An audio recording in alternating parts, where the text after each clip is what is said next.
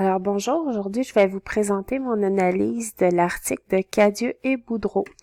Je l'ai choisi parce que c'est ma première année du primaire comme enseignante et je me questionnais sur la pertinence de la pratique à la maison, de la lecture, des mots, étiquettes par les parents.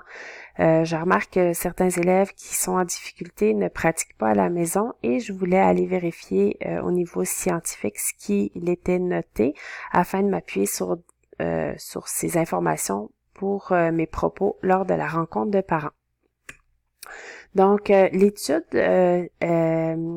le sujet de l'étude, c'est de vérifier les effets d'une intervention parentale en lecture sur la connaissance des lettres et la sensibilité phonologique des élèves à risque. La pertinence sociale, on sait que les élèves apprennent à des rythmes différents, avec des méthodes différentes, qu'il est possible pour tous d'être un bon lecteur à certaines conditions, soit qu'on ait des observations adéquates, du dépistage, des évaluations et des interventions adaptées suite à tout ça. Au niveau scientifique, les chercheurs se demandent s'il y a vraiment des liens entre les différents niveaux de la conscience phonologique et l'apprentissage de la lecture.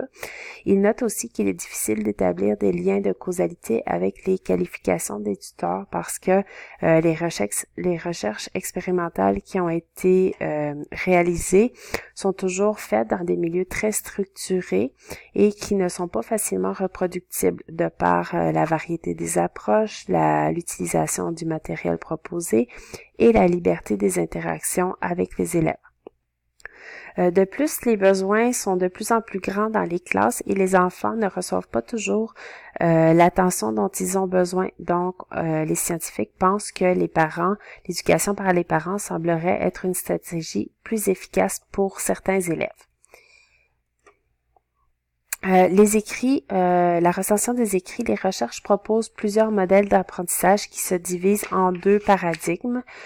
Dans le cadre de référence, on propose que le processus de lecture est le même pour tous.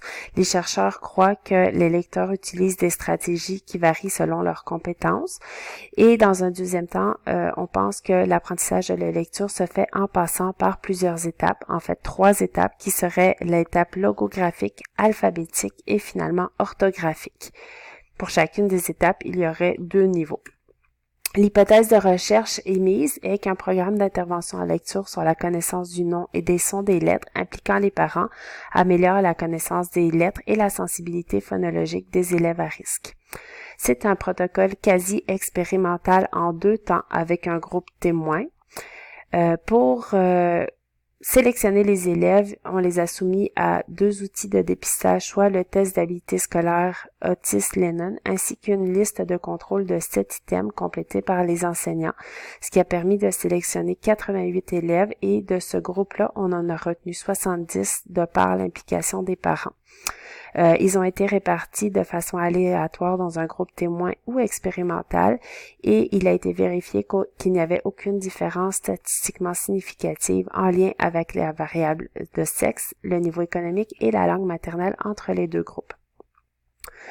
Ensuite, les chercheurs ont vérifié les variables dépendantes, c'est-à-dire la connaissance du nom et du son des lettres minuscules et majuscules, à l'aide d'un test inspiré de la procédure de Brodeur. Donc, on vérifiait la connaissance des lettres minuscules et majuscules.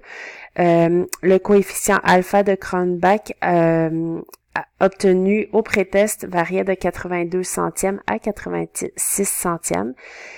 Au niveau de la sensibilité phonologique, on a fait passer un test d'analyse auditive en français aux élèves où on leur demandait de répéter un mot et ensuite d'isoler un son et de nous donner le mot obtenu finalement. Donc, pour obtenir le score final, on a fait la moyenne des 8 catégories proposées. Et pour le déroulement de l'expérience, on avait formé 4 assistantes qui ont expliqué, qui ont formé les parents à l'utilisation du matériel proposé et aussi qui ont offert un soutien constant aux parents qui faisaient partie du groupe de recherche, contrairement au groupe témoin où les parents ont reçu le matériel sans aucune explication et sans aucun soutien. Donc, les résultats principaux ont été notés dans un tableau. Donc, on pouvait y voir les moyennes, les écart-types et les analyses de variance des scores obtenus lors des deux tests, le pré-test et le post-test. Les constats, en fait, au niveau de la connaissance des lettres, c'est qu'il n'y a aucune différence statistiquement significative entre les deux groupes. Donc, on ne peut pas noter que l'utilisation du matériel reçu a eu un impact significatif sur la connaissance des lettres, même si on a remarqué une augmentation dans les deux groupes. Au niveau de la sensibilité phonologique, par contre, il y a des gains statistiquement significatifs pour le groupe expérimental dans les 8 catégories. Donc, à ce moment-là, on peut nommer que le matériel avec les illustrations accompagnant les lettres et une association de son, parce qu'on avait demandé aux parents de mettre l'accent sur cet aspect-là, a eu un impact significatif. Pour ce qui est des limites, c'est la difficulté de contrôler parfaitement l'encadrement des parents puisque les parents n'étaient pas surveillés en tout temps. Donc, on ne peut pas s'assurer du temps précis qu'ils ont mis à aider leurs enfants. De plus, il s'agit d'une étude qui a été faite à court terme et d'une façon quantitative. Donc, les chercheurs proposent que dans un futur, il y ait d'autres recherches pour qui soient poursuivies pour mieux adapter les outils de mesure et que on fasse aussi des recherches qualitatives ainsi que des recherches qui vérifieraient les effets à moyen et à long terme. Au niveau de l'analyse critique, je pense que mon étude était forte parce que le cadre théorique et la recension des écrits était fort. On y retrouvait plus de 10 études. Le cadre théorique était clair et cohérent. Les variables dépendantes et indépendantes étaient définies et claires. L'échantillon et la méthode d'échantillonnage aussi étaient forts. On avait une description claire des caractéristiques de l'échantillon et de la population. La taille de l'échantillon était de plus de 60 sujets. Il y avait une formation aléatoire des groupes et l'échantillon permettait de généraliser les résultats.